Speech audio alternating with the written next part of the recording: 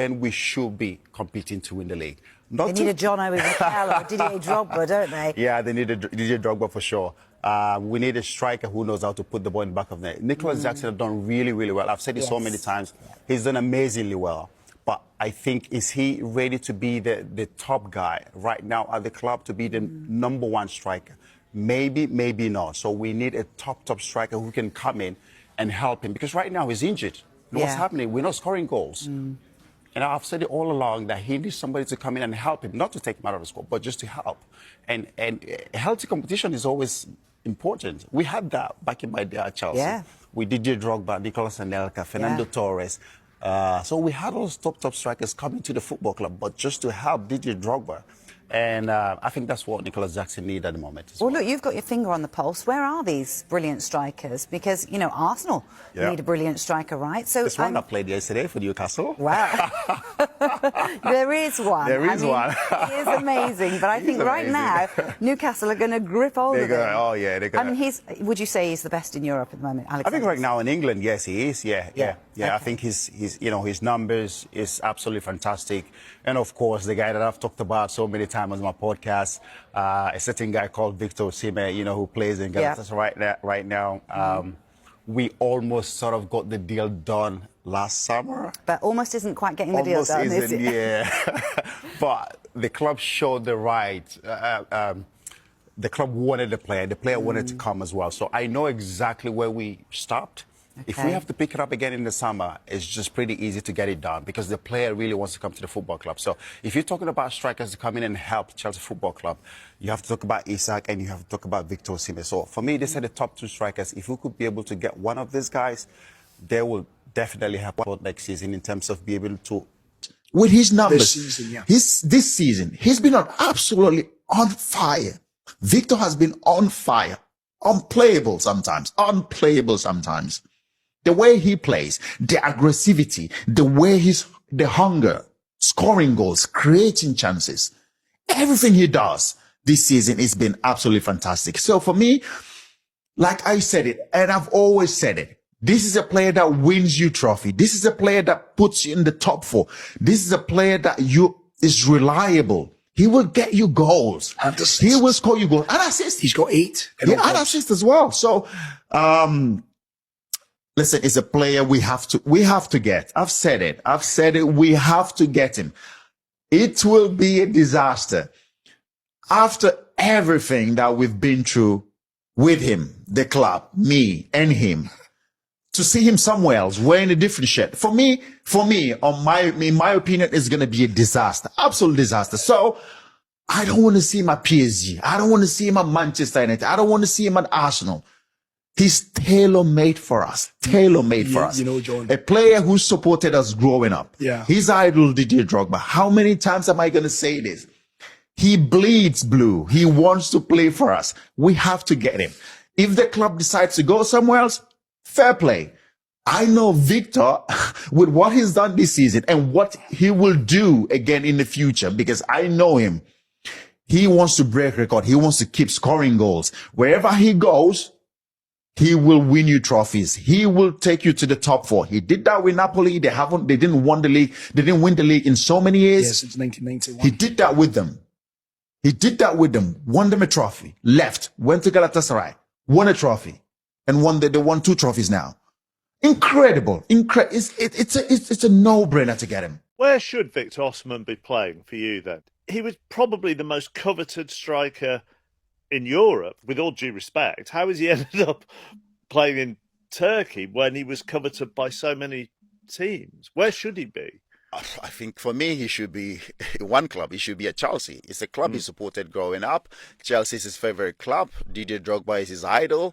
He idolizes him. He supports Chelsea. And he's made it pretty clear that he wants to play for the club. You want to see him play in the Champions League. You want to see him play in one of the top leagues. So for me, I think it's going to be a shame if he moves to Saudi Arabia. I hope one of the big teams, now Chelsea have decided not to go for him.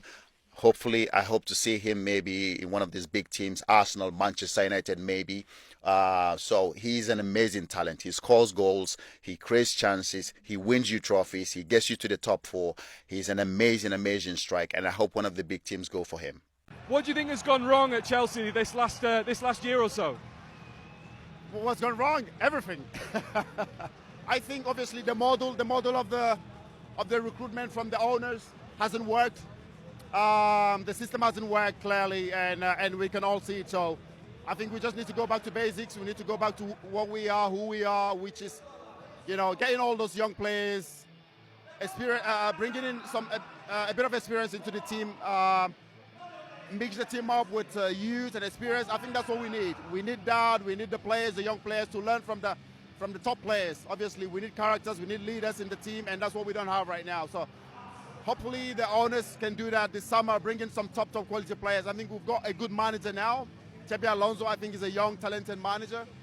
He will bring out the best of this young team. So, and he needs time as well. We need to give him time. So let's see what happens. But I do think the model didn't work at all, and I'm glad to see that the owners have tried. Now they will try to change it, and hopefully we can get back to who we are. Put out there like welcome to hell is actually hell, but I mean for the opponent it's a hell, but for us it's like it's a heaven, because it's beautiful when you hear the sound of these fans 90 minutes on their feet cheering us up. It's beautiful, and I think. I think Rams Park is one of the most iconic. When I mean iconic, I'm actually not trying to mince my words, and I mean one of the most iconic stadium in world football. And I think in terms of atmosphere, to be honest with you, there is no stadium that comes close to this. Didier Drogba. Growing up, I started to want to watch him every time on YouTube and try to see what he's doing, what makes him so great, and what makes a lot of people consider him as one of the greatest strikers to ever play this game. And I saw that, if I try to add one or two things from his game and put it in my own, I think I would also be up there, or trying to get to his level, if not surpassing. I think that's really been helpful to me along the way. I mean, Osimhen to Chelsea, that's a really mouth-watering prospect, isn't it?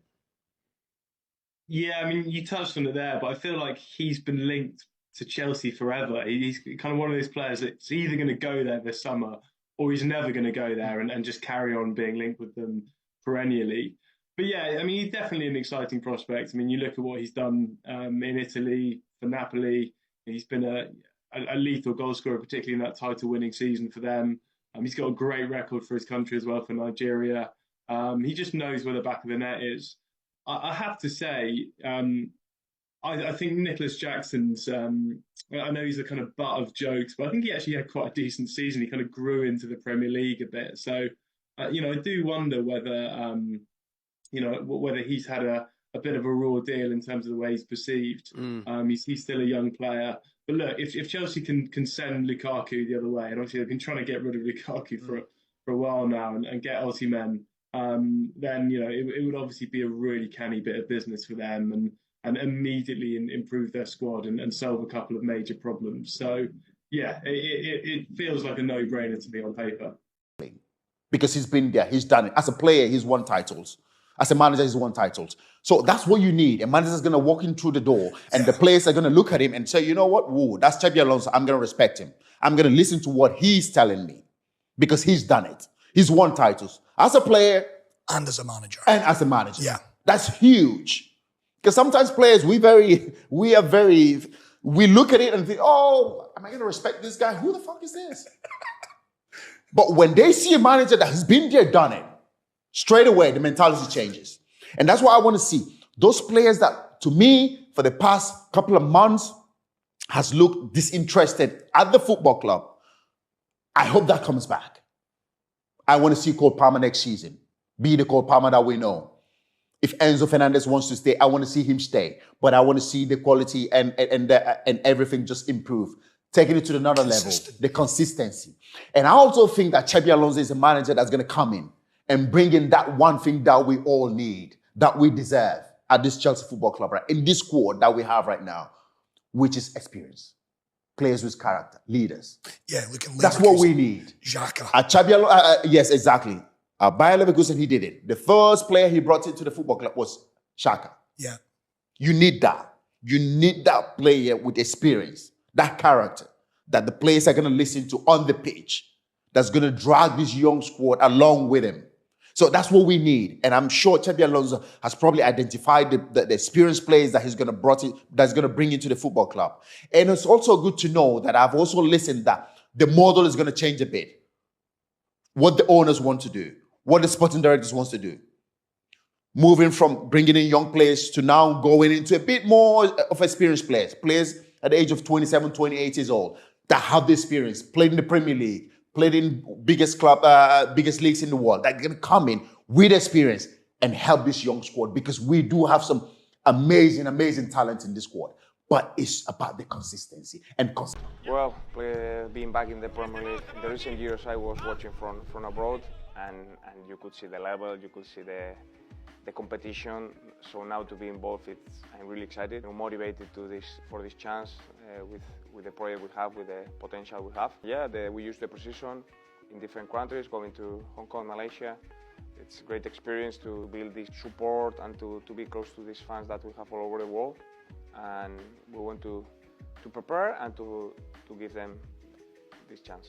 Yeah, I know that in Malaysia they have big crowd, big support. I know people from Johor. I know the Luis Garcia, the sports director. I know the goalkeeper, Zubiaurre. He was my goalkeeper in Real Sociedad B. So yeah, we are looking forward to go to Malaysia, Johor.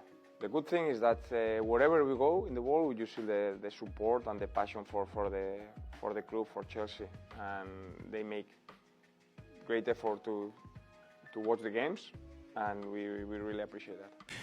And I think that's something that Xabi Alonso is going to have. He's going to have time. He's going to have days on the training pitch where he will try to get the team to play the way he wants them to play. Now, the question is, how does he play? Is he going to play 3 in the back, or is he going to play 4-3-3 or 4-4-2? Because knowing Xabi Alonso, the way he played at Leverkusen, and that's why he was successful. He tried to change his system at Madrid, didn't work out well for him. So is he going to come to Chelsea and try to play 3 in the back? That's not the way we play.